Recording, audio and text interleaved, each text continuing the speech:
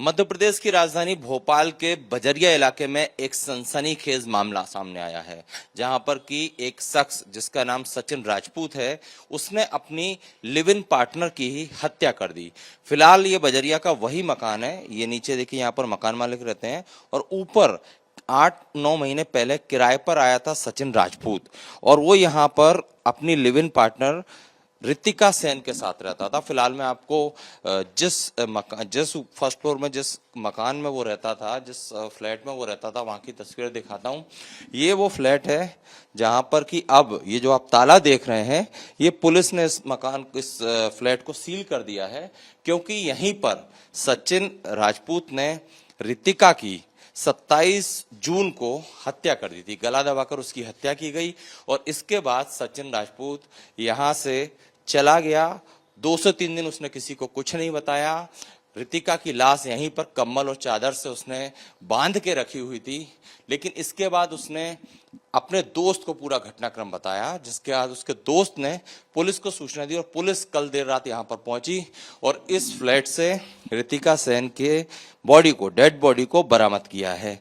जो सचिन राजपूत और Ritika live in partner थे, 2.5 से 3 साल में रिलेशनशिप में थे, और ये भी इनपुट है कि सचिन को ये शक था कि रितिका का अफेयर उसके बॉस से चल रहा है। इसी बात को लेकर पहले इनमें विवाद होता रहा, लेकिन 27 जून को सचिन ने रितिका को धक्का देके गिराया और उसके बाद गला दबा के उसकी हत्या कर दी। अब इस मकान को पुलिस ने सील कर दिया है, क्योंकि ये पार्ट ऑफ इन्वेस्टिगेशन का मुद्दा है। यहाँ से कुछ और पुलिस को साक्ष्य जुटाने होंगे, लेकिन सबसे बढ़िया ये कि हमारे साथ इस मकान के ऑनर, मकान मालिक भी हैं और उनसे हम बात करते हैं, क्योंकि सचिन राजपूत ने मकान मालिक से भी झूठ बोला था। रहता वो यहाँ पर लिव इन था, लेकिन इन को उसने बताया था कि वो पति पत्नी है। आंखों में धूल झोंकी, इनके भी सही जानकारी नहीं दी। भैया, कब से सचिन और रितिका यहाँ रह रहे थे? पहले तो सचिन ही रह रहा था और रितिका आना जाना करती रहती। अच्छा जी।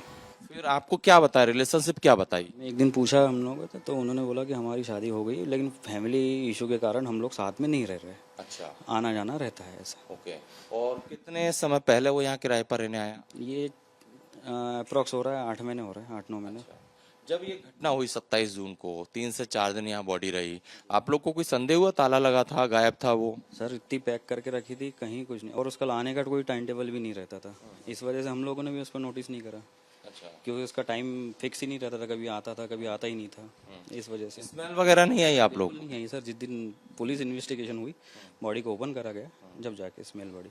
तो क्या टुकड़े वगैरह कर दिए थे या सिर्फ बांध के रखा था? सिर्फ गला उसने दबाया है और पन्नी साड़ी जो भी, मैं तो देख नहीं पाया, पैक करके रखा था।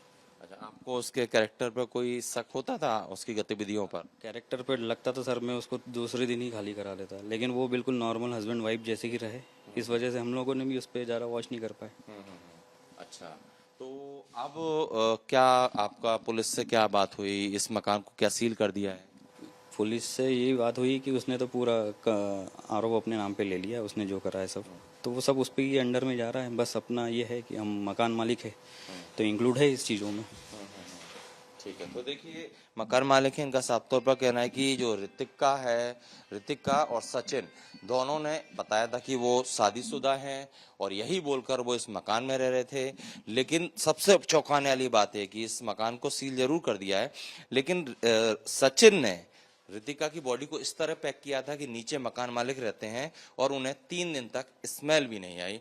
हालांकि अब अच्छी बात है कि पुलिस ने आरोपी को अरेस्ट कर लिया है और आगे की पड़ताल पुलिस कर रही है। कैमरामैन संजय अंकिल के साथ Satyavir Singh, republic media network, Bhopal.